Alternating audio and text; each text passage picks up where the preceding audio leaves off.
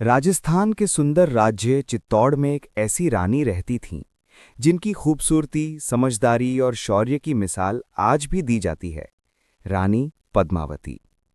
वो केवल रूप से ही नहीं, बल्कि अपने साहस और सम्मान के लिए भी पूरे राजपूताना में प्रसिद्ध थीं। कहानी शुरू होती है। चित्तौड़ के राजा रावल रतन सिंह अपनी रानी पद्मावती से बेहद प्रेम करते थे।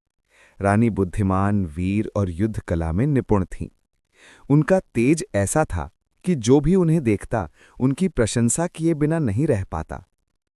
एक दिन दिल्ली के सुल्तान अलाउद्दीन खिलजी को रानी पद्मावती की सुंदरता और तेज के बारे में पता चला। वो उनकी एक झलक देखने के लिए इतना आसक्त हो गया कि उसने चित्तौड़ पर हमला करने की ठान ली। खिलजी की नज़र सुंदरता पर नहीं, उसे जीतने पर थी, और यही उसके अहंकार की शुरुआत थी। चित्तौड़ की घेराबंदी। खिलजी अपनी विशाल सेना लेकर चित्तौड़ पहुंचा और किले को घेर लिया। हफ्तों तक युद्ध चलता रहा, पर किला न झुका, क्योंकि चित्तौड़ सिर्फ पत्थरों से नहीं, वीरों के जज्बे से बना था।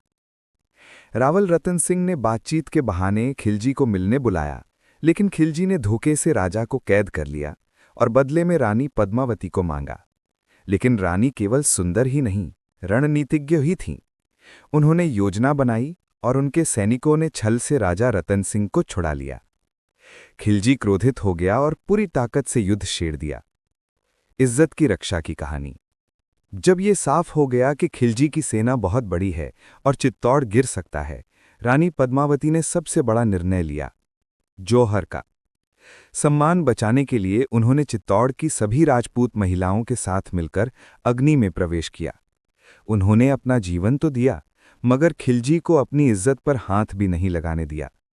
उधर राजपूतों ने अंतिम सांस तक युद्ध किया। किला तो टूट गया, लेकिन पद्मावती की इज्जत और शौर्य की कहानी इतिहास में अमर हो गई। रानी पद्मावती सिर्फ सुंदरता का नाम नहीं, सम्मान, साहस और बलिदान का दूसरा नाम है। उन्होंने दुनिया को सिखाया कि शरीर मर सकता है, पर आत्मसम्मान कभी नहीं।